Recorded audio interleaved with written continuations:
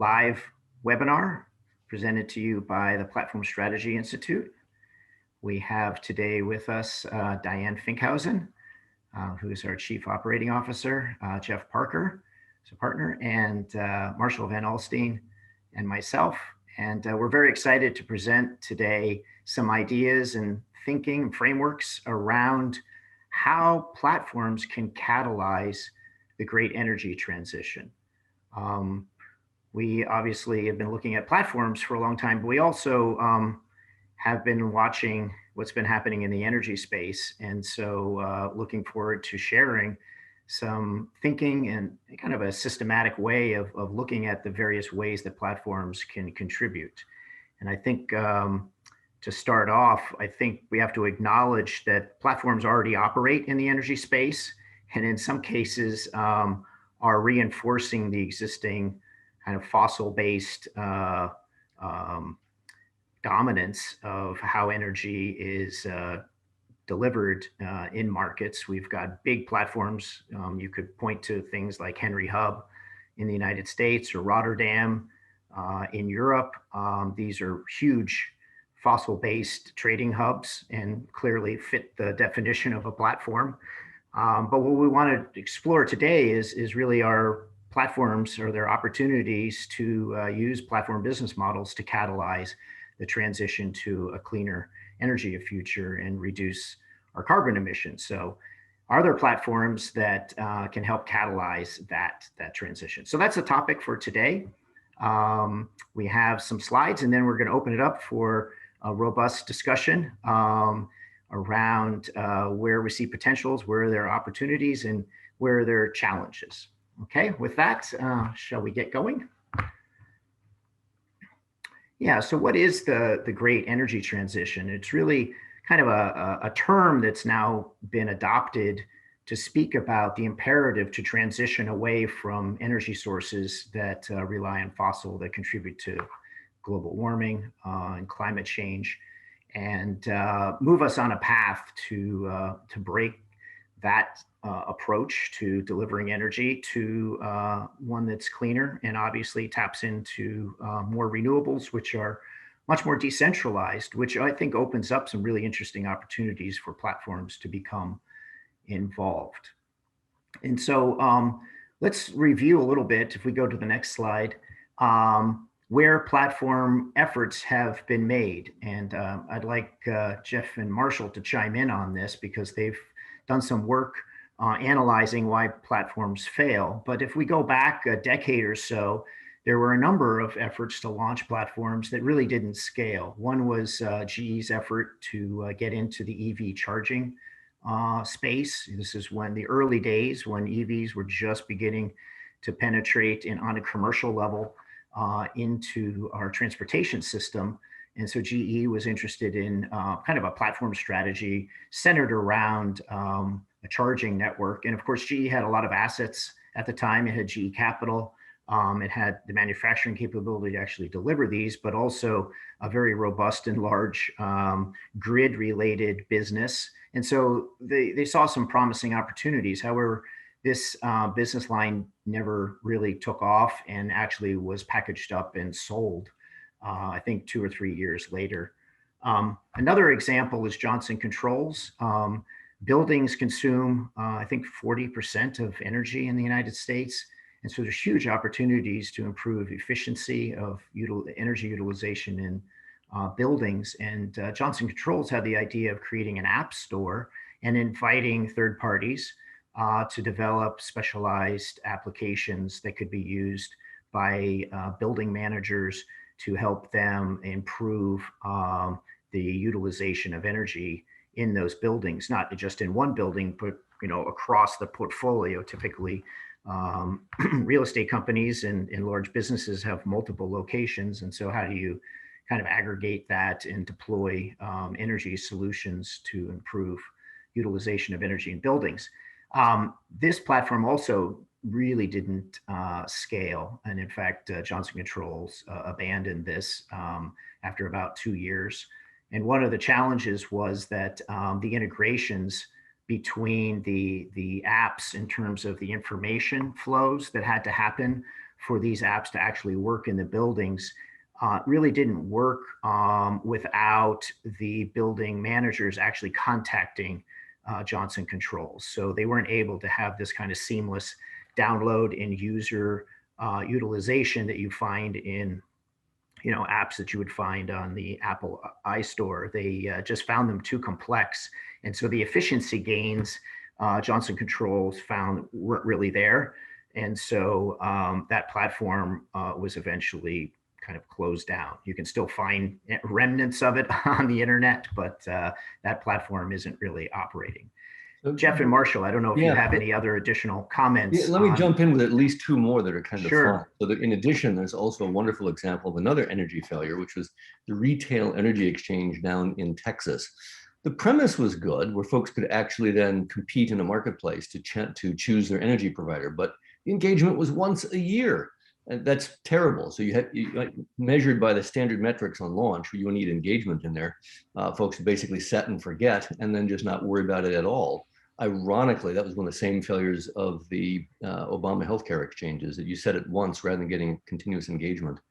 A simple solution in that case is, rather than moving from an individual choosing it once a year, you might have your thermostat choose it once a minute, in which case it's actually getting thousands upon thousands of interactions to solve that kind of problem. And you can also see some wonderful two-sided elements in the GE charging station. You need to have folks willing to install them, but then there need to be cars with that standard. And then in order to do that standard, there need to be cars with that willing to go it. And I think Tesla has done a far better job of doing that same kind of thing. For reference, that's really fun. We saw that same challenge literally 120 years ago in the competition between steam-powered external combustion engines, internal combustion engines, and electric vehicles, because each of them were competing standards. And obviously the energy efficiency on the combustion engine won out over the internal went out over the external. And now we're reversing that as we're going from the standards we need to get two-sidedness on the electric vehicles with the repair stations and the charging stations and the vehicles to move away from fossil fuels. So it's a really interesting case of reversing a standard that's been set now for 100 years. And we saw this play out again 120 years ago. Actually, just to dovetail on that, on the EV side, on launch, there was no business. So you could invest all this fixed capital, but the utilization rates on the charger stations, even Teslas, are very low. And so they had to be able to essentially coordinate both sides of the market, the hardware side, sort of like an Apple iPhone, and then the service side. What you would expect, though, once that gets launched and you start to take up adoption, is the benefits of keeping that system closed will eventually dissipate. And so you could predict that even the Tesla network will eventually open up, much as nobody runs a proprietary gasoline or diesel sort of fueling station today. But of course, 100 years ago, you might have expected to see much more integration, so that you'd have kind of a closed system. So maybe the economics will play it's out. Interesting. We don't see many retail establishments around charging. And so kind of it's different than fossil, right? Where the fossil, they actually make most of their money off of the retail sales rather than the gasoline itself. Yeah. You notice, by the way, that in order to drive their standards, Tesla did something that was amazing. They opened up a lot of their patents and said they've got the patents, but they wouldn't necessarily enforce them. It was a brilliant strategy for fostering adoption of their standard. Really interesting. Right. Would actually get folks to piggyback on that. So it was neat. Jeff, you should probably tell our NYSERDA story too, as another example of a way to avoid a failure of a bad platform design in the energy market. Well, that story didn't, it hasn't come into play, but there was an effort to light up a distributed energy resource platform to, quote, animate that market in the state of New York. And they undertook a study. What was interesting was the original concept of the participants was that there would be 6 separate platforms, thereby foregoing all the benefits of shared infrastructure, one fixed cost, and network effects. So we were able to explain why that made no sense. The other thing that was part of that story is they thought it would be mostly a marketing platform, a la Yellow Pages of a generation ago. And much like Marshall's story on the Texas system, we pointed out that it made much more sense to have some sort of repeat trading environment so that you have lots and lots of transactions that you can just take a tiny fraction of, but also learn over time what the patterns are. That hasn't come to fruition yet, but at least we prevented a lot of investment in a system that was clearly not going to work. Well, it would be fun to add up all of the wasted millions or billions across these different energy market failures. So again, platform design matters is one of the punchlines. Yep, for sure, for sure. So do we want to go to the next slide? Yeah. So again, this great energy transition. What I think is different now from 10 years ago is that the digital assets, the tools, and the marketplaces have just deepened significantly. So there's actually a lot more to work with, which is quite interesting. And I think the incumbents now are beginning to recognize the value and power of platforms. And so they are launching platforms. We also find startups that are recognizing that you don't necessarily have to compete with incumbents. You can actually create platforms as a service that then you sell to the incumbents. So let's walk through a couple of those examples. Yeah, so we've categorized 5 different types of platforms that we're seeing in the energy space, and we'll walk through examples of these. But just to kind of map the landscape, we see some platforms are really focused on deployment acceleration. So how do we get clean energy into the market faster, right? We also see work platforms and ecosystems emerging, and Diane's going to dig into one case example of that. But obviously you need talent, you need expertise, and the ecosystem around that, and platforms are well positioned to be able to support that. We also have aggregation and trading, and I'm not talking at the Henry Hub level of that size, but actually at the smaller local level where you have a lot of distributed renewable resources that can benefit from aggregation and trading. And so we have an example there.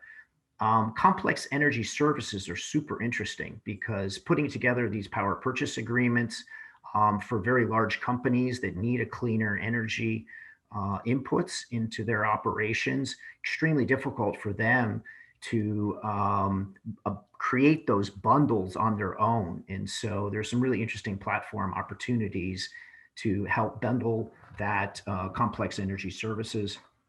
And then finally, we have collaborative consumption. And how do you better utilize assets through a platform matching so that you're maximizing the utilization rates of things that you're going to use, and platforms can be super advantageous in those spaces. Okay, so let's walk through some of these examples. So Energy Sage is kind of like a kayak, right? If you know kayak, it helps you compare prices and features in the travel space, and this idea is now being applied in energy. So there's a lot of energy service providers out there. There's a valuable role that platforms can play. In fact, this one's been around since 2009. It was launched in Boston by a startup called Sage Energy. And they have a platform, and it's widely used now to help homeowners, businesses, and nonprofits to be able to better easily compare prices and offerings for a variety of energy services, particularly solar installations. And so that's a classic, kind of a platform. We've, seen that in other spaces like travel, and it's being applied in the energy space. Okay, next. So this is an example that Diane knows well. So let's turn to Diane to dig into this example. Sure, thanks, Peter. So this is just another great example where organizations are beginning to anticipate the needs of the great energy transition and anticipating what that looks like for consumers and providers, and identifying how platforms and ecosystems can be designed to add value and reduce friction for folks to make that transition a little bit easier. Qmerit is an interesting story where this organization has really organized and simplified the landscape associated with the electrification transition. And very specifically, they're focusing in, at least at this point, on the needs of the EV infrastructure. So the platform, the business was founded in 2016. They've evolved quite a bit since then. Last year, they actually spun off one of their sub businesses, which is now a strong complement. But the platform itself organizes both the supply and the demand side of the EV infrastructure, helping basically residential customers understand how to install the charging infrastructure in their homes. And on the flip side of that, on the supply side, they're working with EV OEMs, automakers, and service providers to give them confidence in basically the workforce needed to deploy EV infrastructure in the residential landscape. So Cumurit has assembled an ecosystem of OEMs on the supply side, as well as basically a workforce of certified contractors that can be deployed against the installation and integration workflows, and gives both the supply and the demand side of the EV transition confidence, because these contractors are certified, they're highly trained, and they have access to the right information, the right resources to drive the right installation configuration for these residential deployments. So they've reduced supply side friction by assembling and certifying really the first EV or electrification contractor population. They've also made it easier for contractors to become certified and find employment in this growing space. And they've reduced demand side friction by providing confidence to homeowners that the infrastructure that is being deployed is to code, it has the right permit structure, and it's set up correctly. As I mentioned last year, they also decided to spin off what they had been building as a procurement platform. So there are now two platforms. The procurement platform is now under the brand Raven, and it can provide that forward deployed fleet of contractors the ability to source the right materials and supplies for the EV infrastructure deployment. So they've created a fairly well-controlled ecosystem operation that is targeting some big market opportunities. The market opportunity is listed on the slide, but they've got their eyes on about 11.5 billion in EV charging infrastructure by 2025. So they can give their ecosystem some confidence that this is a mission worth the chase. And they've been growing. We took a look at this particular company when we were building out our EV infrastructure at GE, and they've just continued to grow and strengthen their platform and their ecosystem operations. So another great example. I'll pass it back to Peter. Yep. That is. I didn't realize that market is so big now. Yeah, it's great. It's really growing.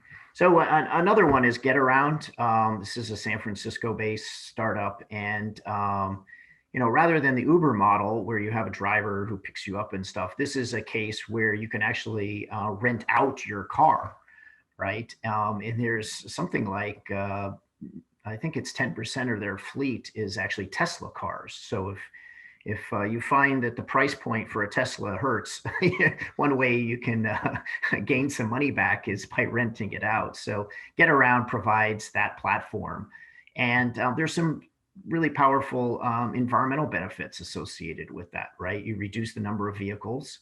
The vehicles in the fleet, are often cleaner. And so you have that advantage, and the utilization rates also improve. Lots of cars sit around in parking lots for 22 hours a day. And so if you can improve the utilization rate, you can actually enhance fleet turnover, which is a really important challenge right now in getting the whole transportation system cleaner, right? Is accelerating that transition to a cleaner energy fleet. So Getaround is an interesting example of this collaborative consumption, but there are others. Obviously, in trucking right now is a really hot space where a lot of startups are building these more collaborative consumption options, and platform business models work extremely well to help get that those utilization rates up by their ability to match and discover, right? Okay, next one.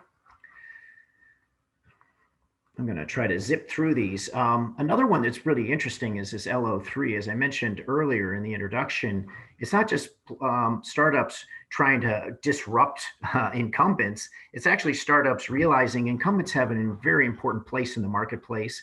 They actually have a lot of customers already well established. So why compete with them? Why not deliver a platform service that the incumbents can use to better enhance their service? So what LO3 has done, and they got very famous, I don't know if you recall, but they were the ones that did the blockchain example in Brooklyn that got a tremendous amount of attention, where you put blockchain transactions at the local level of trading renewables on a blockchain. So they've evolved their business model and are now offering kind of energy trading as a service to utilities. And so this is an exciting space, which I think has a lot of potential, where the utilities don't necessarily have this capability, either the software infrastructure and the ability to manage and run these platforms. And so it's now becoming kind of an outsourced capability. So Green Mountain Power now uses this in Vermont, and some really big venture capital has come in to finance LO3. They actually just secured another round of funding. So this is an interesting example. Okay, next slide. So Neo Network is also really interesting. This is run by Schneider Electric. It's hard to say that this is a complete platform, i.e. they don't actually do the transactions on the platform, but it potentially could move in this direction. But basically what Schneider Electric is doing is recognizing that very large Fortune 500 companies are out in the market looking for cleaner energy sources as part of their operations. And so they're looking for power purchase agreements. And you can imagine the complexity of putting together a power purchase agreement for a company the size of Nestle, right? Or any one of these big Fortune 500 companies with distributed needs across the world, and trying to improve their energy inputs, right? And make them cleaner and decarbonize them. And so what Schneider has recognized is that they have a lot of internal capabilities, but they don't have enough, and they don't have the local knowledge necessarily to be able to quickly put together power purchase agreements that require kind of very complex arrangements between multiple sources, right? You might have a bundle of wind and solar and hydro, and putting those packages together. They've recognized that they have to go beyond their existing internal capabilities and build a network. And so they've compiled a consortium of solution providers, and those are a whole mix of different kinds of companies with either expertise or actually power to deliver. And so the Neo Network is that assemblage of them. And so again, I think this is a great example of a platform structure that is facilitating very complex energy service needs. Okay, next. So let's, we've got a few minutes. I think we'll open it up to Jeff, Marshall, and Diane to answer these three big questions, which is how likely are these new generation of platforms to scale? We spoke at the beginning of some of the challenges that we've seen in early efforts to bring clean energy platforms into the energy space. So that's one question. So why don't we jump on that one first?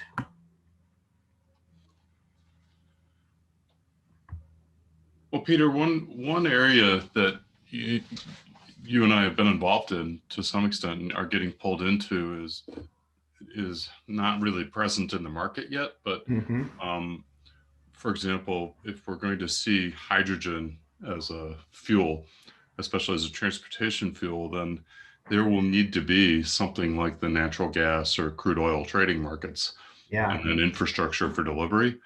that's a massive investment. And as somebody, I think Abbas just pointed out, a lot of these energy platforms are startups, which means that they're in effect spending millions, not billions, Right. or more. But you can imagine for the true displacement of the current kind of liquid fuels, that's going to take a massive investment. And so one of the questions, and I don't have a good answer to it, but it's sort of where the wedge points in the market that you can start to kind of chip away and create those. And maybe it's around assets that, like generation assets that are close enough to storage assets that you can do some time shifting, and then just start regionally. Right. Well, I guess the question then is do you have a traditional approach like we've done for the LNG market, where you had a utility as the off-taker or a consortium of utilities backstopped by governments? That's how Japan built its LNG infrastructure. In this case, a platform business model may work, right? Where the platform aggregates that cleaner energy supply of wind and solar that is then converted to hydrogen. So I could see a platform business model actually helping to catalyze those types of markets. Right. And does this tee up an opportunity for potentially the infrastructure investment that's being contemplated and designed at this moment? Right? So Peter, you highlight something that's actually really important. So let's tie your first question to the third question here. That's really interesting. I like your LNG example, where you had either a large platform doing it or a consortium of platforms backed by government. I mean, in all of these, one of our biggest issues is how the hell do we get to critical mass? Right. And so if government can be the arbiter of that, or if government can actually be there, at the moment, here in the US, we've had for 4 years a complete abstinence of any regulatory policy in this domain. And really, it would be nice if something happened, regulation started to look at this. I mean, to give you another wonderful example, in a parallel universe, it's not energy, but it's in the HD TV market, right? Many folks may recall that in the shift from black and white to color TV, no one was producing color TV because there's no content. No one's producing color content because there are no color TVs. In I think it was like 2011, the FCC mandated all color TVs, or all TVs would carry an HD TV signal. So rather than taking a decade to solve the problem, which it did in 1950 for black and white to color, it took a year and a half until all new TVs were offering an HD TV signal. If we were to get intelligent regulation, we might be able to flip some markets pretty quickly. Or if you had a big enough consortium, we might be able to flip some markets pretty quickly. We haven't seen that yet. In some ways, we might see it more among Europeans than we would among Americans, although advocates of the Green New Deal are, I think, trying to move in this direction. So, regulations or consortia that can help flip the critical mass in this domain would help. No, that's a good point. In fact, there's this debate now over what constitutes infrastructure, right? And there's some pushback on kind of how broad you want to portray that. But in some instances, a platform approach could be considered critical infrastructure, right? And you mentioned standards. The other is credible commitments. And so I think there are opportunities for platforms to actually create security in a way, because you're able to aggregate sufficient supply in order to deliver the demand. And so they can actually help facilitate that. But then the question becomes, does the current regulatory regime impede that, or are there ways, because governments can play both sides, right? They can promote something or they can prevent something. And so getting that right balance of promotional policy and removing restrictive policy that would enable platforms to come in and provide that credible commitment that could create the security that is needed on the investment side, as well as help facilitate, the organizing the supply, the demand. Absolutely. Yeah, why don't we get some thoughts from the audience on this one? Sure. Well, I noticed, actually, let me give a shout out. I see a couple of my students from the online MBA here. Welcome. I'm impressed. You're welcome to ask questions about anything, even from the course, if you want, as long as it's not so specific it's not of interest to anyone else. But I see an interesting comment from Emma also here. StarCraft, one of Europe's largest producers, has bought a 51%. That's news to me. That's quite interesting. And it'll be, I guess part of the question would be, is it's a 51 stake of the charging solution. I have no idea what % of the market share that is. It would be really interesting if that's a high enough market share, they may be able to tip it. And that would be great news if they did. Or perhaps they could invite competitors onto their platform to help tip it and get that market going. Another one that's often, I think, a wise and potential solution is a federated platform. You know, the kind of thing that Peter was talking about earlier with a consortium. With the federated platform, it kind of like Visa banking standard. If you get a couple of folks together, they can each vote, get voting rights, but that federated critical mass may be enough to then tip the marketplace. So that's another way to make that happen. So I think that it'd be really interesting to see what happens with the StarCraft. And I'd be very curious, I don't know if Emma wants to key in the numbers, but what their market share is. The higher the market share, the easier it is to get that critical mass and tip it over. So I actually noticed that Lynn Kiesling, one of our colleagues who's done quite a bit of work in kind of peer-to-peer energy trading, is on the system. And actually, Lynn, you posted something fascinating. Maybe you can share a little bit of that with everyone. Thanks, Fantastic. Jeff. Hi, Jeff. Hi, Marshall. Hi, Peter. Nice to see you again. Hope to Lynn, see you again in welcome. person in the after times. There's a couple of things that I think, I have some thoughts that I'll keep brief. One is, I mentioned that it's a European-led initiative in the International Energy Agency, led by David Shipworth at University College London. And it's called the Global Observatory on Peer-to-Peer Community Supply or Community Consumption and Transactive Energy Models. And it's a 3-year project with 5 different working groups focusing on different aspects of peer-to-peer and transactive and community energy, and looking at best practices, identifying gaps, identifying barriers, entry barriers, policy barriers, and working to raise awareness with policymakers and trying to build some understanding and acceptance. And there's 5 working groups. Anyone who is interested in getting involved can get involved. I'm the head of the working group 3, which is transactions and markets. But if you go to the link that I put in the chat, you can get a lot more information and contact any of us if you want to participate. We're about 1.5 years in, so halfway through. But of course, COVID has thrown us a curveball, and we're not getting out and actually meeting with policymakers face to face the way we wanted. Another thing that I think is interesting and relevant to some of the challenges, and I would love to work more with you guys on thinking through all of this. I'm working with my longtime collaborator, Dave Chasson, who's at SLAC at Stanford, and we are building a platform called TESS, Transactive Energy Service System. And the idea with transactive energy, which has been around for about 15 years, is to use digitization to automate price responsive devices and to use local energy markets to enable price-based dispatch. So your thermostat submits a bid for how much it's willing to pay into a local energy market. We run it as a double auction.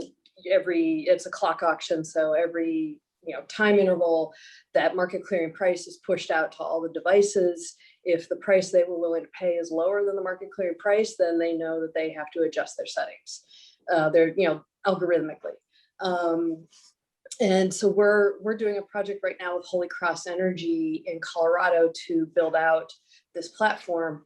And in their case, they're interested in coordinating distributed energy resources, so PV, EV, storage, water heaters, thermostats, and to have those distributed resources, basically, I've started to think of it as having houses behave like batteries, and to have the DERs be able to provide the grid services of voltage support and to better enable the local coordination of supply and demand.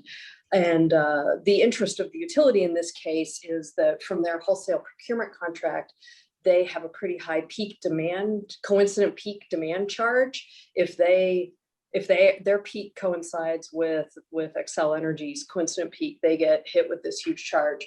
So they do a lot of forecasting to try to figure out when when to basically push prices out to their customers. And so we're helping them to build out that capability.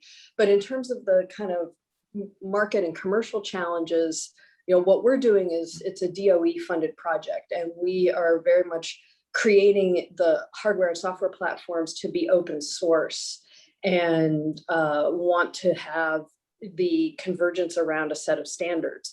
And so standards is obviously beneficial.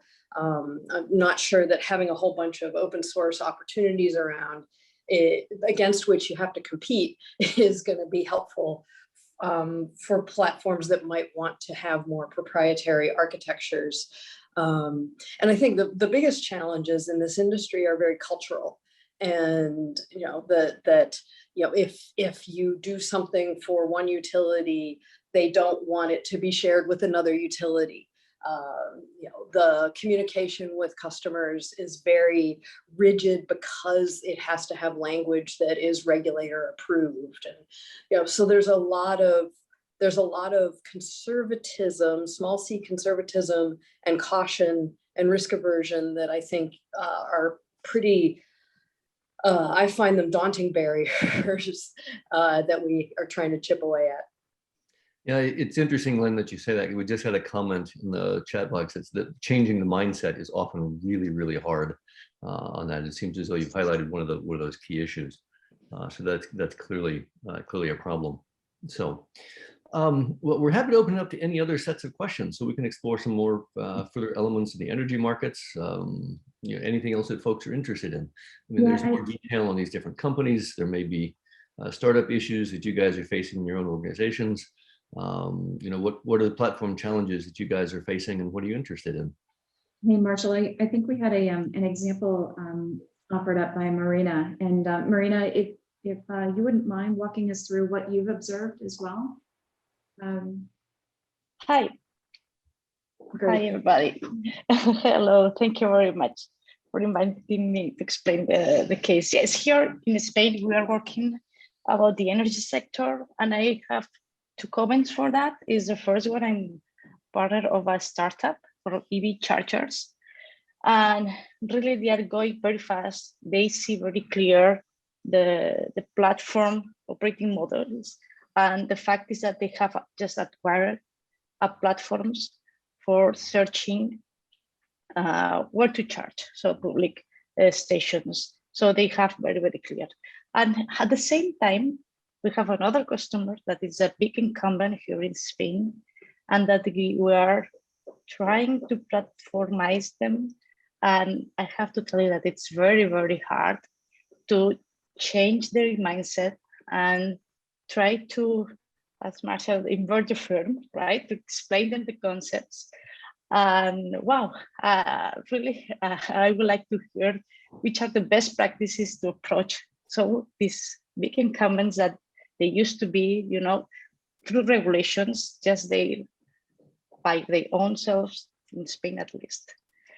So what about regulations? How do you think that can help in this transition? If it can be a push for them for that, that's all. Thank you.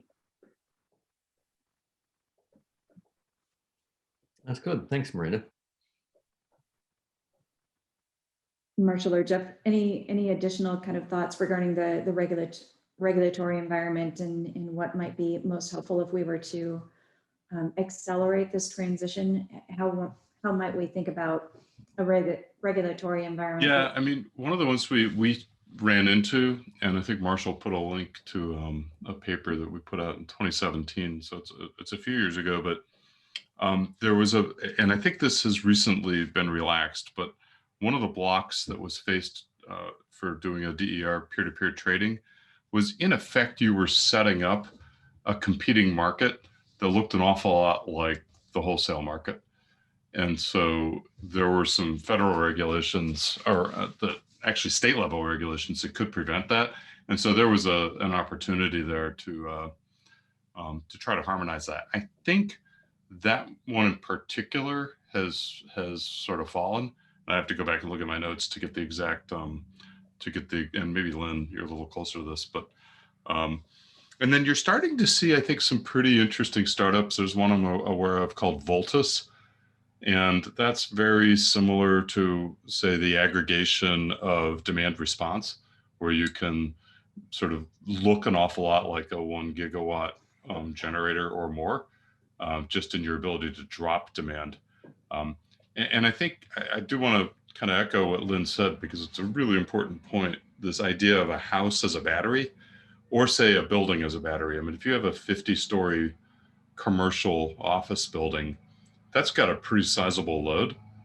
And if you think about the thermal inertia and something like that, you can pre-cool it a couple of degrees. If you can see a demand spike coming, you can keep the blowers running, and then you can blow through sort of 0 and then up a couple of degrees without really sacrificing occupant comfort. And that might give you half an hour, and you aggregate across that, and you can do a pretty good job. But the markets have to be there. And so that's, I think, the innovation that I'm really excited to hear Lynn talk about, because building those kind of market signals in is the missing infrastructure, to dovetail to what Peter was talking about. Well, a lot of this is around just providing better information to markets, right? So there are a lot of market failures in energy around information. And so it can see a whole information data layer emerging that makes that discovery of those opportunities you just mentioned more transparent and actionable, right? But I also think there are literally some markets that need to exist. So, for example, if you just stick with that commercial building example, they would have to contract in the forward market for firm capacity. So now I'm in the day ahead of market. I now have a claim on that capacity, and then I essentially resell it around my own ability to demand adapt.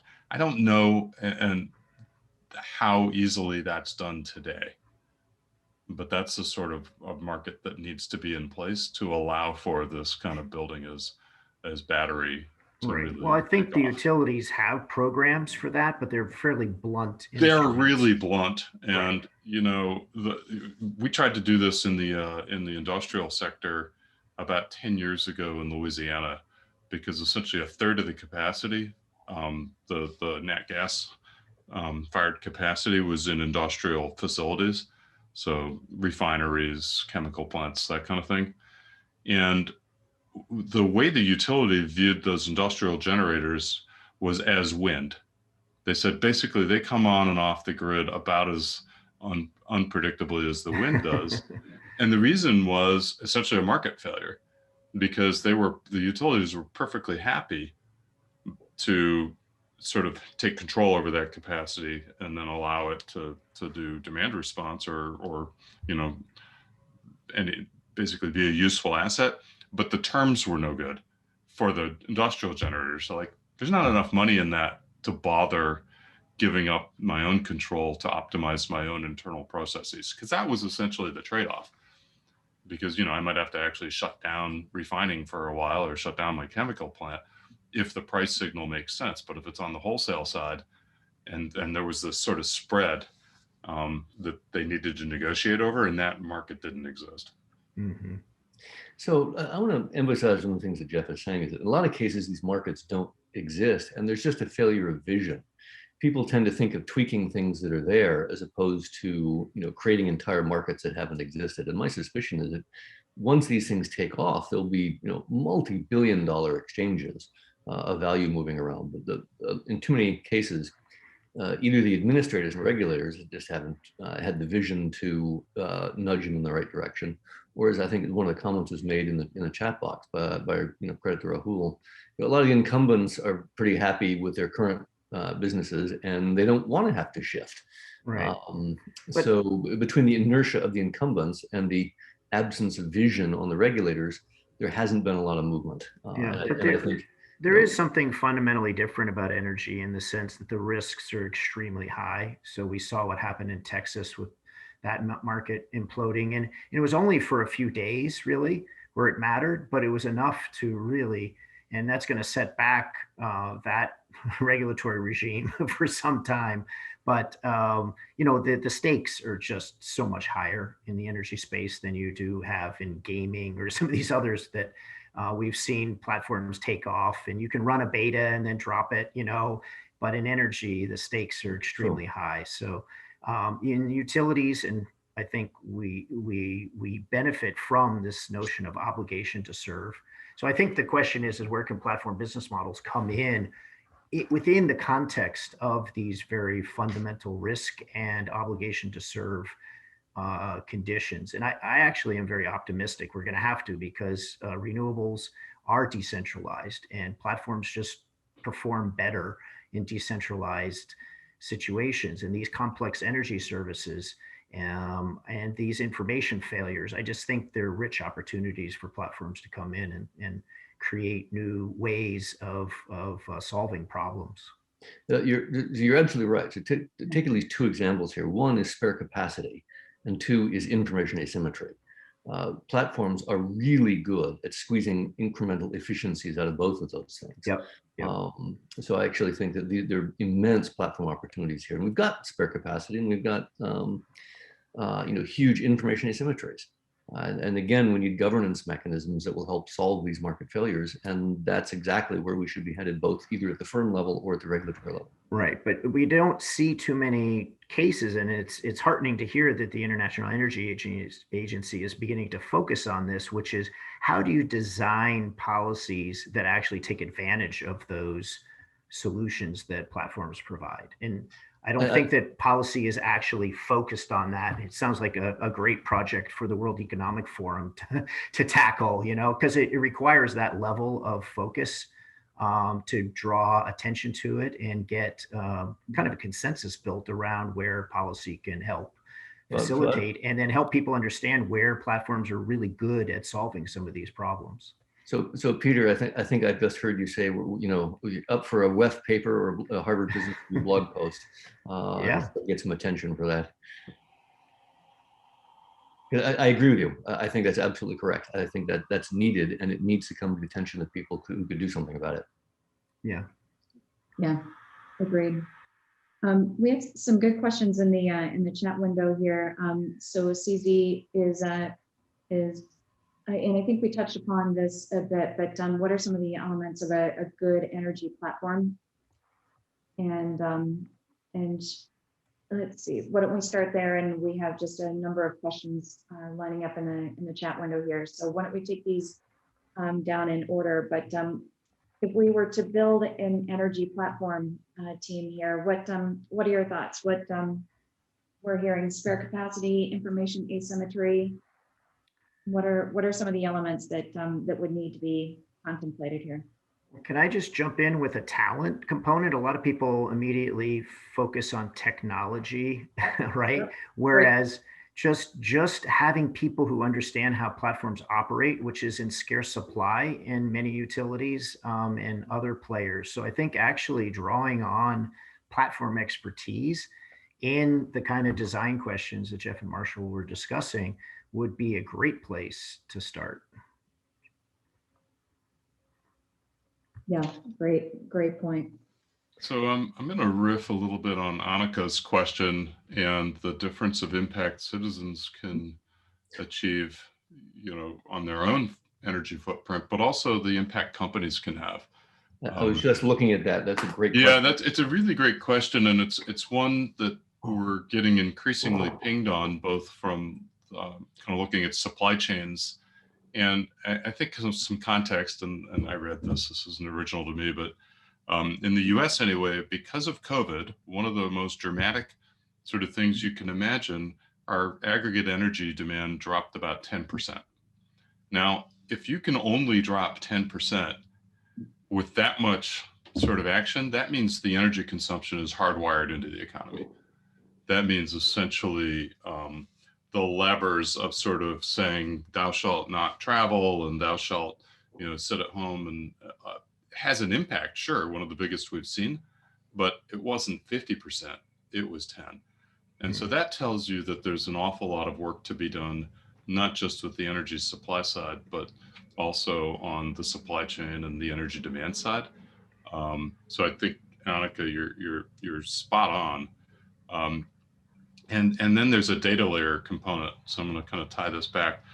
I work, speaking of World Economic Forum, with the Global Future Council on Advanced Manufacturing, and there's a metrics subgroup, and it turns out that a lot of companies in the supply chain and manufacturing operations are really good at kind of their output metrics, sort of am I meeting demand, but relatively bad at how much was my kind of energy return on investment? What's the energy footprint inside my system? Because every bit of waste, of course, as anybody that's read sort of the goal in their operations sort of backgrounds knows, is that every bit of scrap has a lot of embedded energy in it, but it's not easily quantified.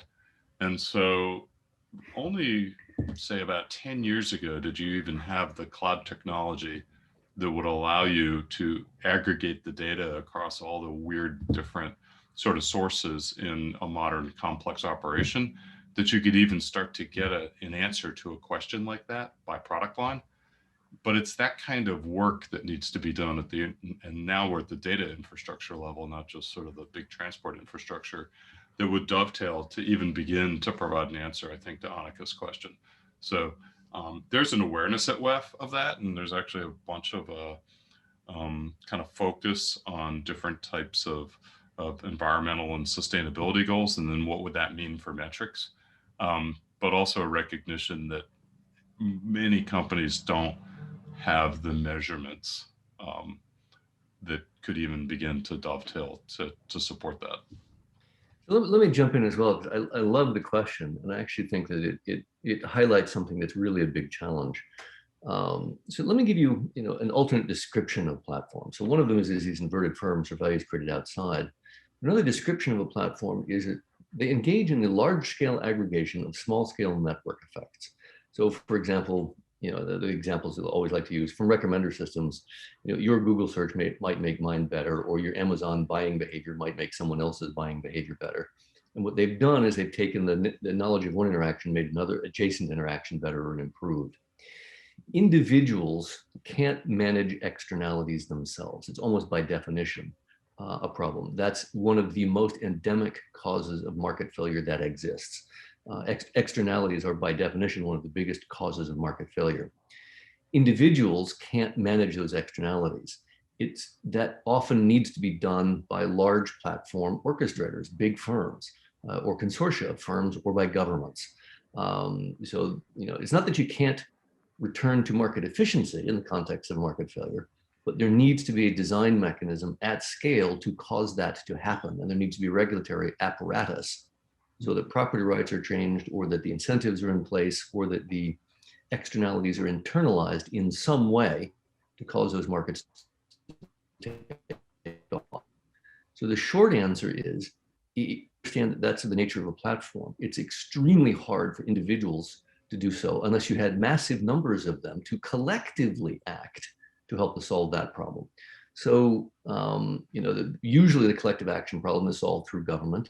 If the governments are too slow, then maybe there are other collective action ways to do it, but it needs to be a coordinated collective action problem to solve some of these externality issues in these marketplaces, to get a coordinated action to make that happen. So I'm much more optimistic of large institutional frameworks that would cause this to happen, rather than small scale adoption at the individual level. So that's my take on that problem. And it's a deep problem. I also think that, again, it ties to why we haven't seen it so much, is if we lack the vision in the institutional leadership to cause it to happen, and it's really hard to make it happen at the individual level, then we're at an impasse. And the momentum where we are now is what carries us forward.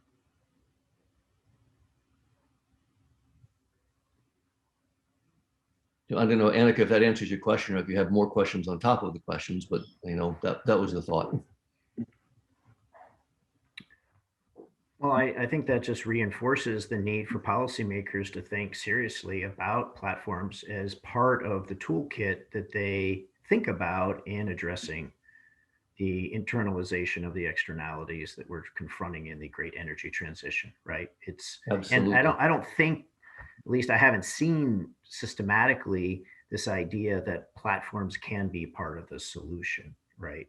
And maybe that needs to be elevated to help people understand that these are pretty powerful mechanisms to solve some of the problems that we've been discussing. I'd take it a step further, Peter. I think it is not only can be a part of the solution, I think they're an essential ingredient to the solution. I think platforms or open architecture with rules of governance to facilitate interaction, something has to solve the governance problems. Right. Platforms are bloody good at that. Mm-hmm. So I think they have to be part of the solution. Now, who controls that governance model is an interesting question. If incumbents were smart, they would seize the initiative so that they become the ones in control of that governance mechanism. But a lot of them, again, are scared, or as others mentioned earlier, that's a shift in mindset that most folks aren't comfortable with. And so that it's a missing ingredient in the transition. Mm-hmm. Yeah, I would agree, Marshall. I do think that platforms need to be an essential part of the way we think about infrastructure. And this is perhaps a very timely opportunity to introduce this concept, this opportunity, frankly, this imperative, as the infrastructure conversation is elevated, at least in the US. But who controls it, who manages that is critical. Government might be too slow and not as in touch with the the necessities of platform strategy and operation. So it probably needs to be some public-private partnership in order to manage the efficiencies, the functionality, but also the oversight and the governance. But then you also need to address the mindset shift that needs to accompany the population kind of mindset shift that needs to accompany that. So there needs to be almost a quadruple helix approach to making that shift. Right. Well, could be an education as well. Like, Right. Do the public utility commissions understand the value of platforms, and should somehow they be involved in either rate basing some of these common costs, which may induce more platform startups, right, to fill that market opportunity. So there's lots of interesting ways that this could be catalyzed, right, in positive ways. Right, right. Well, today's been a great discussion. I think we're at the end of our discussion here, and I appreciate Diane, Marshall, and Jeff, all of your great thoughts on this complex but extremely interesting and incredibly important topic. So thank you, everybody, for joining us today. We really appreciate your comments in the chat. It's been great to also connect with old friends like Lynn. We appreciate you joining us today. I see some others that have also joined us in this conversation. So we really appreciate your taking an hour out of your day today, and we'll continue this as a big, important topic. So thanks again, everybody. And I'm impressed to see the online MBA students come, because I did not advertise. They found you. They found you. Well, yeah, thank you, everyone. Great to see you. Just looking at the chat, that's been really informative. Wonderful. Great. Until next time. Okay. And hopefully in person someday. See you next Cheers. month. See you next month. All right, take care.